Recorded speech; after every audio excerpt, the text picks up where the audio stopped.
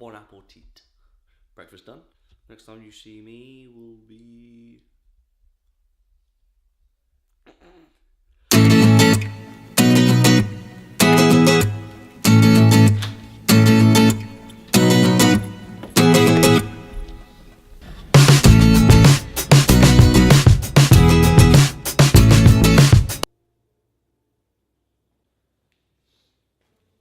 Morning.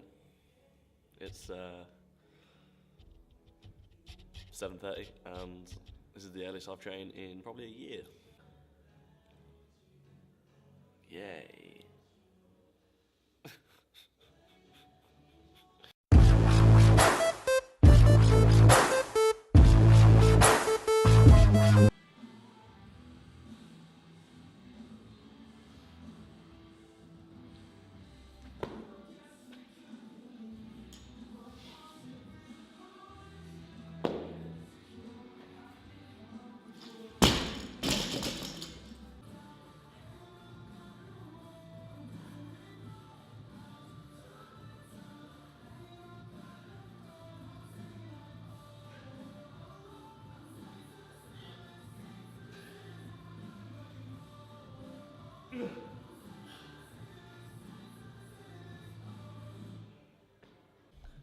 As you can tell, I'm finding this a little bit difficult.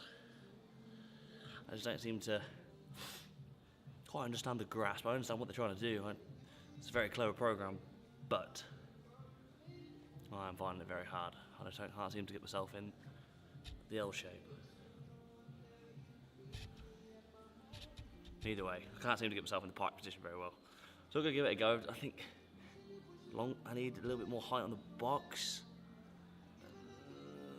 We'll see. I know I need to get my head closer to the box, I need to get my arms closer, but trust me, if you had my flexibility, you would know that that is definitely not going to happen. I think maybe if a taller box by a few inches, it might help.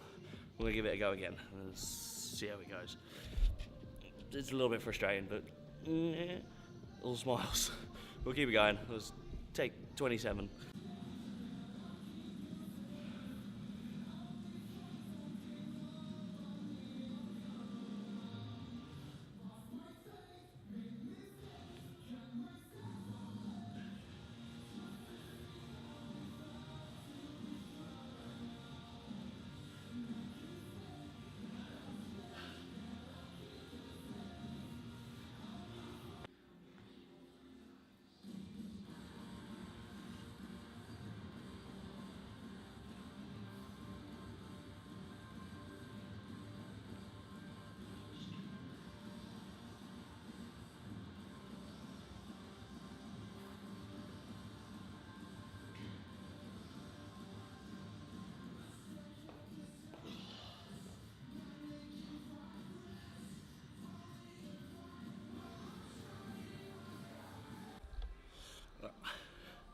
It's this is the scaled option.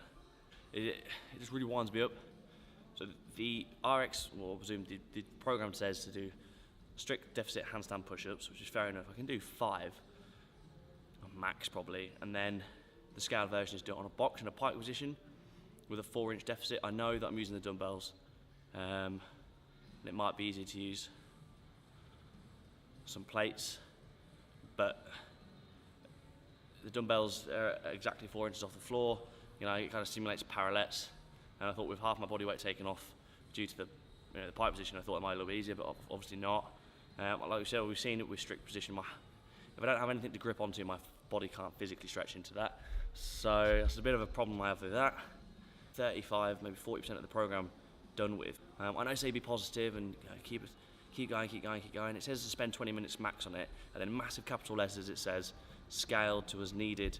If you can't reach all the rep range scaled onto the pike position, and I'm not the only one, I promise you that in this gym there are people that are having to skip this part of the program because they just can't seem to physically get hold of it, just like myself. And they've got a few people that, well actually I say that, we've got one person in our gym following this program who seems to be able to do it all.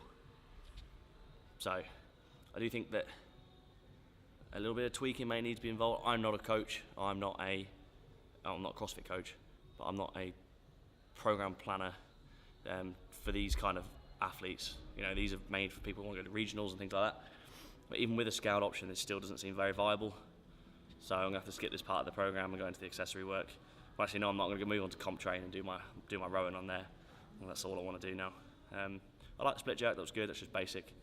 But no, that was just a little bit too technical. And yeah, like last week there was the muscle ups, strict muscle ups. That's fine.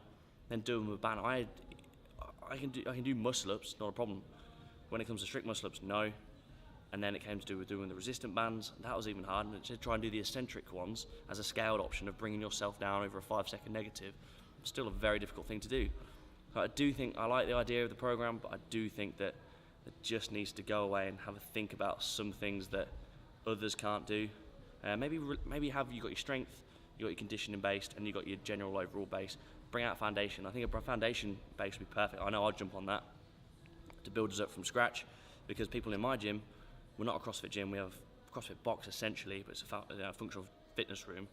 But with that being said, you know, we've all taught ourselves, so it wouldn't be not a bad idea to start from a program, a foundation, so we can build it with some CrossFit coaches' knowledge and guidance. Not a bad shout. Just a little idea, and not that you probably would be, but if anyone from team programming is watching this, I think your program, I love what you're trying to do, and obviously people that can do it properly are seeing some cracking results, really incredible. But for people like myself who are scaled athletes and some foundation people, it's just not viable.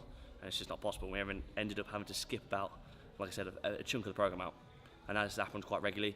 So yeah, just have a look. Give us, if there was a second scaled option of something very, shoulder work with negatives, handstand holds even. Why don't you do a 30-second handstand hold into a 40-second handstand hold, and then a hold position at the bottom? Not a bad idea. Just like I said, I'm just snowballing ideas now. I'm rambling on. So on to the rowing.